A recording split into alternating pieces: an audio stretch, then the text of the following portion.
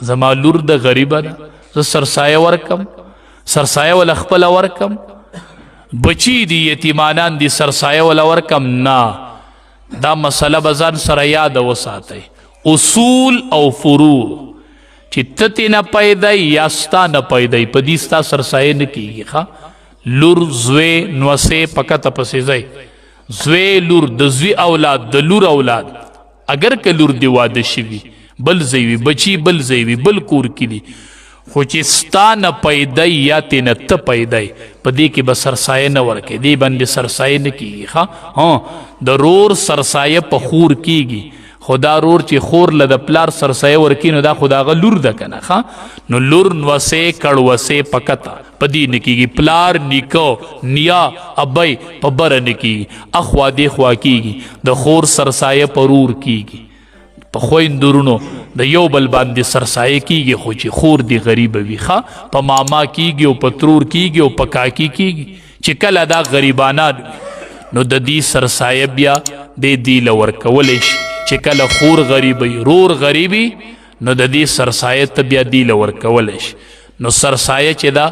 دا به ورکوي چاله چې کم سړی د زکات مستحقي نو هغه د سرسایې مستحق دی ښه په چا چې زکات کیږي نو هغه سرسایه اغستلی شي او د سرسایه او د زکات یو نصاب دی چې نن سبا مقدار 1,78,000 روپۍ دی نو دې کې غلط فهمي دا وشي ډېرې زنانه وي کورې پیسې جمع کړي 1,78,000 ورسره یې او دا سرسایې غواړي بعضې سړی 2.5 لکه روپو مالکي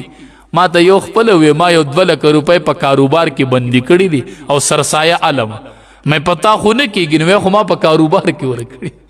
کاروبار کې دې ورکړي نو ما کو هغه ته دې بخلي خو بیا ټیک ته که نه کو هغه ته دې بخلي خو ټیک ده چې کاروبار کې دې ورکړي دا ستا ملکیت دی که نه دی نو ډېر خلک ناپوهی نو دا سرسایې خرابې شي ښه چې کم سړی سرسایه علي د بل نه نو په ده ورکول واجب نه دي په دې مسله به ځان پوه کوئ چې علي خو دې مستحق دی نو چې دې مستحق دی نو پتا خو سرسایه بیا واجب نه ده که نه چې پتا واجب ده ته بیا اغستلی نشي نو دې کې احتیاط کوئ بل یو مسله باندې ځان پوه کوئ موږ دا خلق رورو تصرف کوو بعضې خلق د سرسایې پیسې وي مثال د کور حسابو کې نو 2,500 روپۍ تی جوړې شي یا 15,000 جوړې نو په هغې یا وړه والي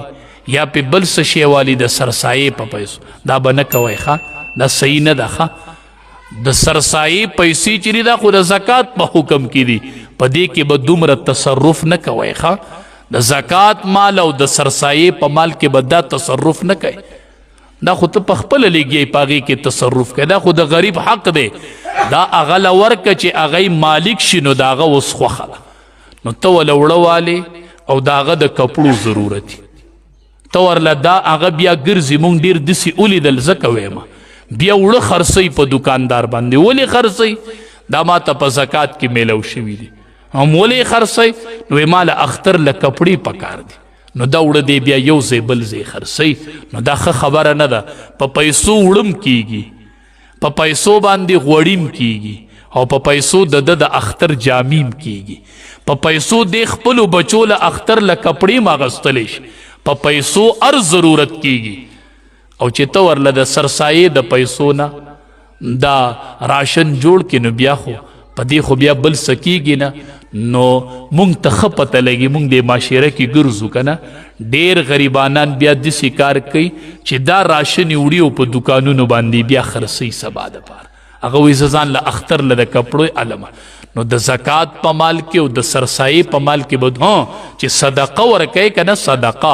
په هغې کې تصرف کوه څه شی پې اله لیږه بل شی پې اله لیږه خو دا د زکات مال دی دا د سرسایې مال دی دا غریب له ورکه چې هغه مالک شي چې هغه مالک شي نو بیا د هغه خپله خوښه ده نو په دې کې ډېر خلق په تملیک پوهیږي نه ډېر خلق دا سیز مالدارو کره لاړ شي په کور کې پې ټول مالدار راونخلي وی خوري او په منځ کې پکې تملیک نه شوی نو زکات او د زکات اصلی معنی دا ده زکات اصل کې وی دیتا چې یو غریب سړی ته د دې مال مالک کی چې دا والا او هغه مالک شو دا زکات په دې جمعات ولې نه کیږي دلته مالک نشته چې مال قبض کی او په زکات کې تملیک او قبضه ضروری ده زکات مستا الا ادا کیږي چې یو تن د دې مستحق یو هغه مالک شي هغه والی نو ستا زکات ادا شو نو براه کرم د سرسایې په پیسو باندې خلکو له راشن مال ښه د سرسایې پیسې ولا نقد ورکړه چې هغه پې ځان د خپل ضروریات پوره کی بهر صورت که نورم تاسو ته بیا چاته د زکات متعلق یا د سرسایې متعلق څه مسلې په ذهن کې سخت شي نو اینی ټیم ماته ویلی شي او په لنډو خبره دا ده عمر بر دا مسله یاده کوي سرسایه پوکم 2 کیلو احتیاطاً 2 کیلو بس د 2 کیلو غنمو تپوس کوا او دا پی کس سرسایه ده بس دا ورکوا آسان حل دا ده چې پوکم 2 کیلو احتیاطاً 2 کیلو او